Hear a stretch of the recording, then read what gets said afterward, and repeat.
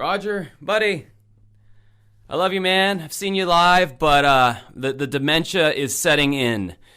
Roger Waters is remaking the Dark Side of the Moon album without Pink Floyd. Yes, you heard that correctly.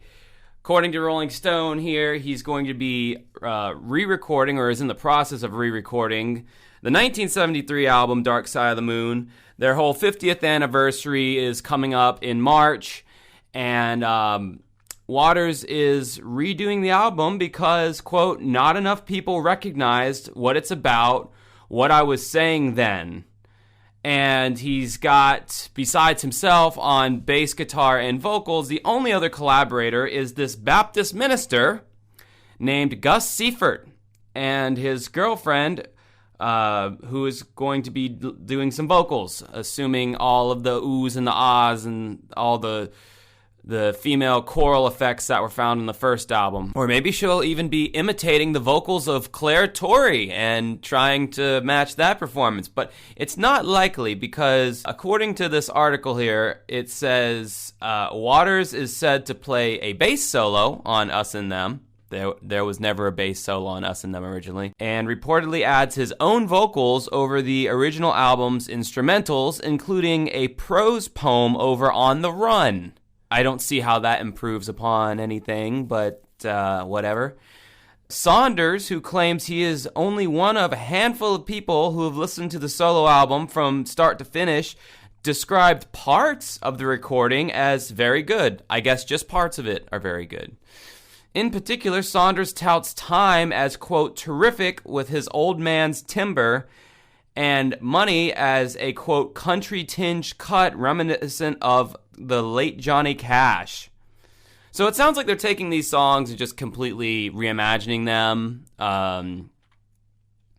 and redoing them in a way that, I don't know, gets Roger Waters' point across better. So the Pink Floyd founder is reportedly planning a big release, which might be complicated seeing as Gilmour and Mason still own the band's name.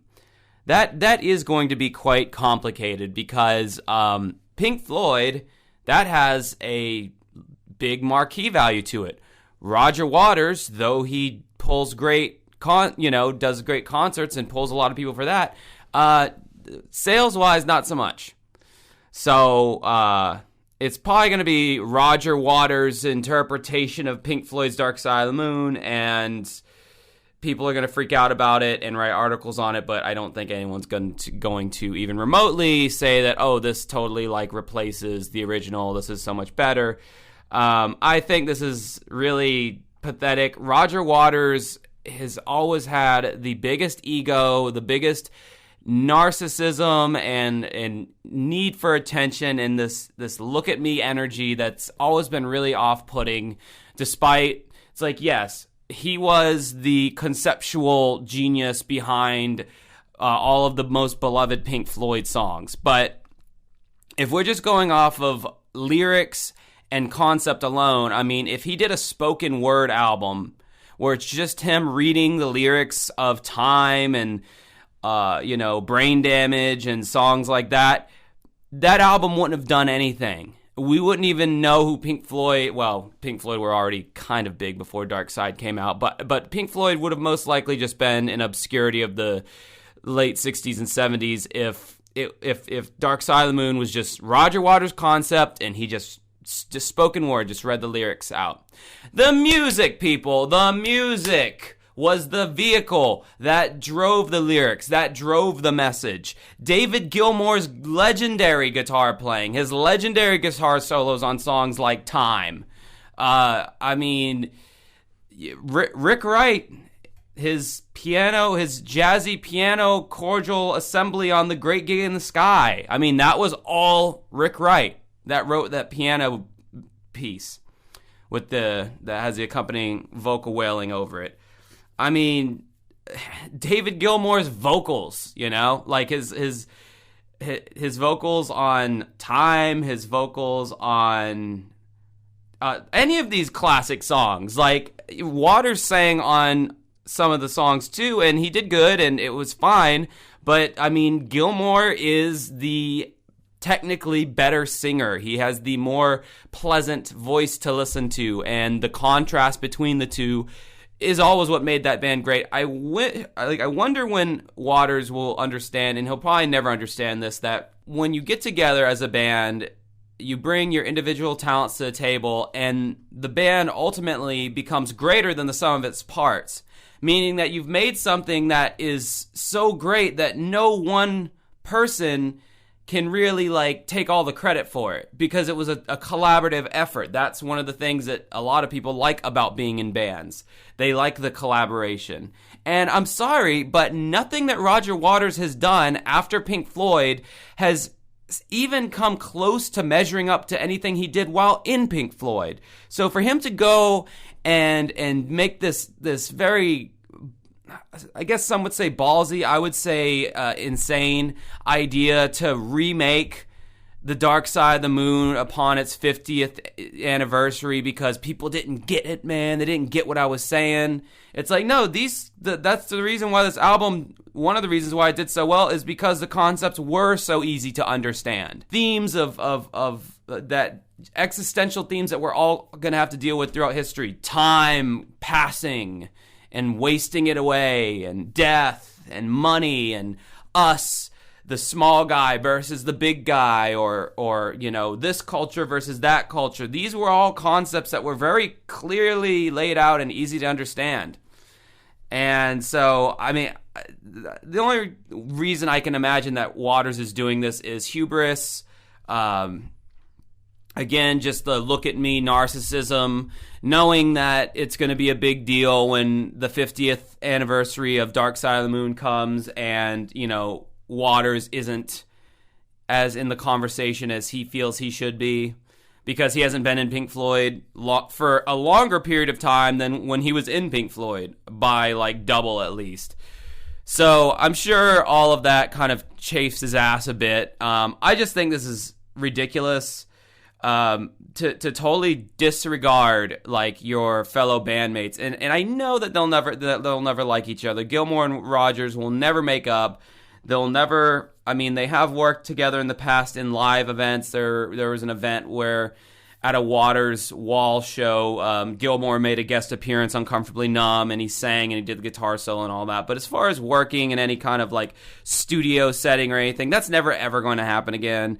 And I'm fine with that. But, he needs to stop being such a fucking dick. Because, I mean, Rick Wright and David Gilmour had huge contributions on this record. Immeasurable. Nick Mason, he kept it in the pocket, all right? He did some cool stuff on the drums for time, but for the most part, Nick Mason has been let me just sit back and let everyone else do their thing, and I'm just going to lay down a backbeat.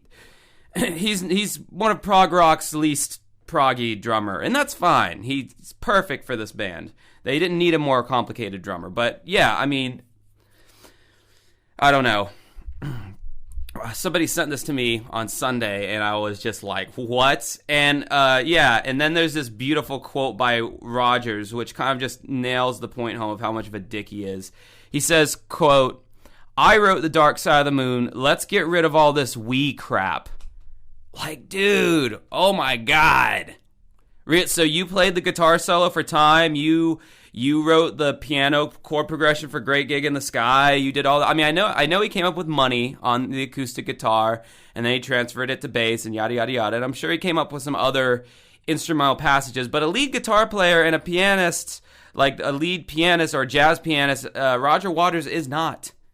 He needed other people who could do these things that he could not do. Collaboration, Gilmour's wife, not too happy about this, tweeted at Roger Waters saying, "You are an anti-Semitic. You are anti-Semitic to your rotten core." Okay.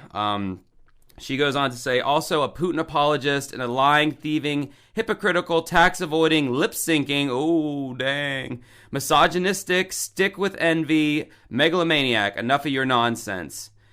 Gilmour retweeted the post, and it shows her blah, blah, blah, blah. Yeah, so that's what Dave Gilmour's wife feels about Roger Waters. And yeah, I've definitely seen video of him where he was lip syncing, so that is true.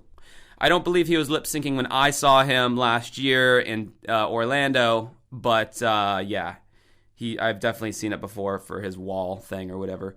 So yeah, that's insane, right? What do you think about all this? I mean, I'm obviously going to give this album a listen, and also I'm just thinking like his voice is aged like pretty bad. Like he can't sing even like. He can't sing Gilmore's shit, and it's going to be hilarious to hear him try, but he can't even sing his old stuff in the right register for a lot of the songs. It's weird. I don't know. Let me know in the comments section what you think about this. Waters has lost his mind, and that's really... wow. Okay, anyway, have a good rest of your night.